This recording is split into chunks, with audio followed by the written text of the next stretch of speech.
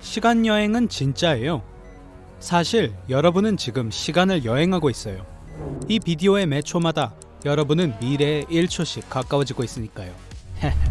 하지만 미래로 조금 더 멀리 여행한 사람이 지구상에 있습니다.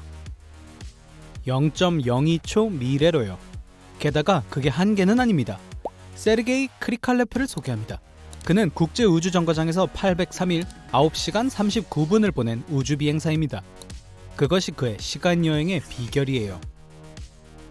요점은 두 물체 중 하나는 가만히 서 있고 다른 하나는 움직이는 경우 시간 흐름이 다르다는 것입니다. 즉, 지구를 하나의 물체로 보고 ISS를 또 하나의 물체로 본다면 지구와 ISS에서의 시간은 다르게 흘러갑니다. 하지만 그 차이가 시간에 크게 영향을 끼칠 만큼 크지 않아요. 중력을 고려할 필요가 있습니다. 물체가 클수록 중력도 강합니다. 예를 들어 달에서는 지구에서보다 더 높이 뛸 수 있고 더 무거운 물체를 들어올릴 수 있어요. 달이 더 가볍기 때문이죠. 반면에 목성은 무겁고 중력이 몇 배나 강하기 때문에 목성에서는 거의 서 있을 수가 없습니다. 중력은 시공 자체를 구부립니다. 트램펄린이나 펼친 시트를 상상해보세요. 그 위에 아무것도 없는 한 시공은 고르고 시간은 어느 지점에서나 똑같습니다. 하지만 그 위에 무거운 물체를 놓으면 그 위에 오목한 부분이 생기는 것을 볼 수 있어요. 이제 지구와 같은 무거운 물체를 시트의 중앙에 놓는다고 상상해보세요. 6톤에 21개의 0을 더 붙인 만큼 무게가 나가는 물체를요. 시트가 너무 휘어서 시공이 평평한 곳과 중앙의 시간이 다른 방식으로 흐르게 됩니다. 물체가 무거울수록 휘어짐이 커지고 그곳의 시간이 더 느리게 가게 됩니다. 예를 들어 태양 근처에서 시간은 지구에서보다 훨씬 더 느리게 갑니다. 왜냐하면 태양이 30만 배 이상 무겁기 때문이죠. 아니면 블랙홀을 생각해보세요. 아무리 작은 블랙홀이라고 해도 태양보다 수백억 배 더 무게가 나갑니다.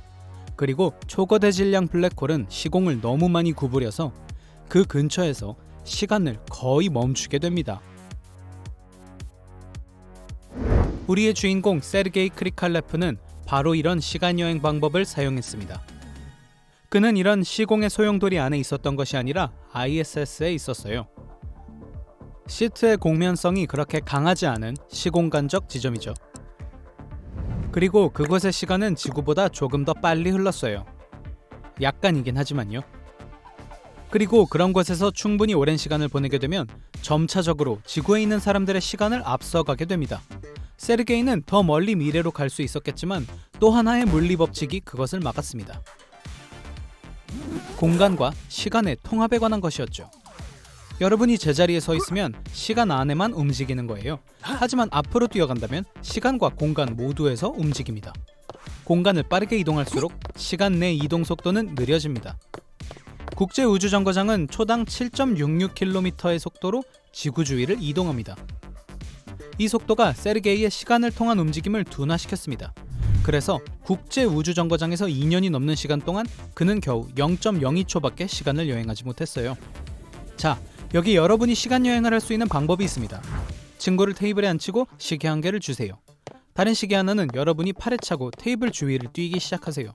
만약 빠르고 충분히 오래 달리면 여러분 시계의 시간과 친구 시계 시간이 다르다는 걸 알게 될 거예요.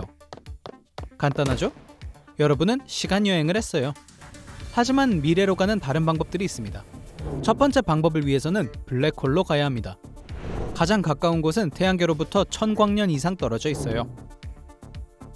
여러분은 빛보다 더 빠른 우주선을 타고 그곳에 도착합니다. 최대한 블랙홀 중심에 가깝게 사상의 지평선 가장자리로 비행해야 합니다. 시공이 너무 뒤틀려서 지구에서의 1초가 몇 주 혹은 몇 달과 같을 수 있어요. 그러니까 여기서 몇 분만 기다리세요. 이제 하이퍼드라이브를 다시 켜고 블랙홀에서 멀리 날아갑니다.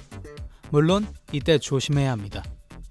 블랙홀은 너무 무거워서 어떤 것도 그 중력에서 벗어날 수 없어요. 우주에서 가장 빠른 빛도 블랙홀의 소나기에서 벗어나지 못합니다. 하지만 그건 문제가 되지 않았어요. 여러분은 이미 지구에 왔거든요. 와, 여러분이 집을 떠나 있는 동안 지구에서는 수십 년이 흘렀어요. 사방에 날아다니는 자동차, 로봇, 홀로그램이 있어요. 시간여행의 또 다른 방법은 빛의 속도로 여행하는 것입니다. 여러분은 친구 한 명과 경기장에서 출발선에 서 있습니다. 둘 다 스톱워치를 가지고 있어요. 시작을 누르세요. 여러분은 빛의 속도로 지구를 몇 번 돌고 결승선에 들어옵니다. 시계를 멈추세요. 여러분이 달리기를 한 시간은 가만히 서 있던 친구의 시간보다 짧습니다.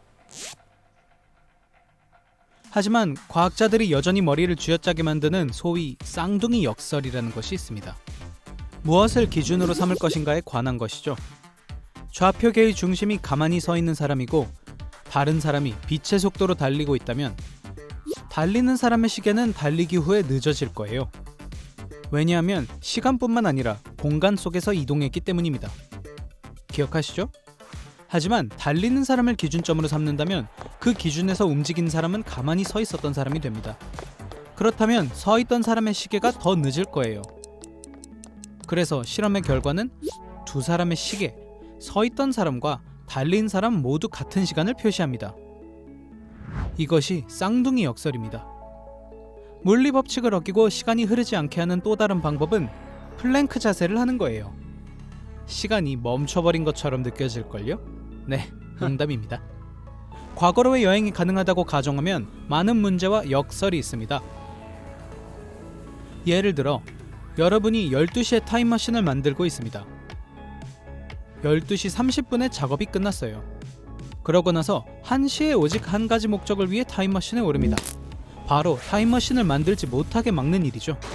그래서 12시 20분 타임머신이 거의 완성된 시점으로 돌아가서 기계를 망가뜨려서 아예 타임머신을 완성하지 못하게 해버립니다. 하지만 과거에 여러분이 타임머신을 만들 수 없다면 여러분도 과거로 갈 수 있는 방법이 없었겠죠?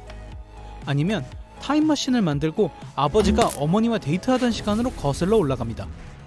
여러분이 둘의 데이트를 망치고 둘은 헤어집니다. 이 경우 여러분은 태어나지 않았을 거예요. 하지만 여러분이 태어나지 않았다면 타임머신을 만들고 부모님의 데이트를 망치기 위해 시간을 거슬러 올라가지도 못했을 거예요. 그렇다면 여러분의 탄생은 아무 방해를 받지 않았겠죠. 상황이 너무 복잡해지고 있어요. 좋아요. 시간여행을 하는 더 간단한 방법들이 있습니다. 예를 들면 생물학적인 방법이죠. 얼리는 거예요.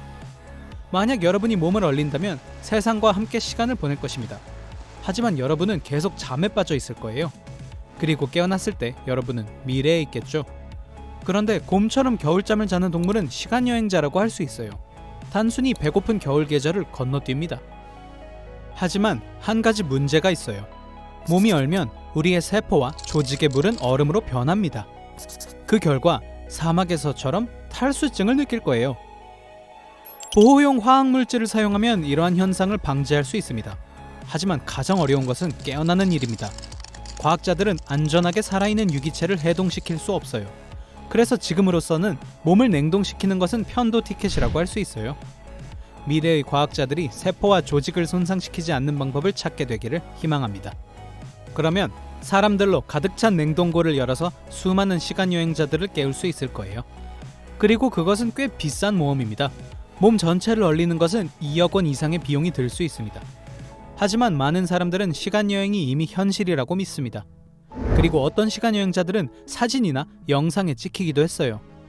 예를 들어 이 사진은 1941년에 찍힌 것입니다. 양복을 입은 남자와 우아한 모자를 쓴 여자가 있어요.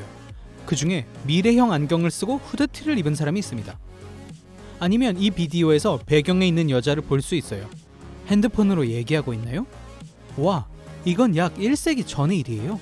그리고 그 당시에는 아무도 휴대폰이 무엇인지 상상조차 못했어요. 글쎄요, 이런 사실들은 쉽게 설명될 수 있습니다. 사진 속 남성은 1920년에 만들어진 안경을 쓰고 있으며 티셔츠와 후드티도 당시 이미 존재했습니다. 그리고 휴대폰으로 말하고 있는 여성은 실제로 손에 아쿠스티콘을 들고 있는데 그건 일종의 보청기예요. 최초의 보청기 중 하나죠. 그래서 한 가지는 확실히 말할 수 있습니다. 시간여행은 모든 사람에게 단지 꿈일 뿐입니다. 세르게이 크리칼레프를 제외하고 말이죠. 그는 물리 법칙을 어길 수 있었고 지구상의 모든 사람들보다 0.02초 앞설 수 있었습니다.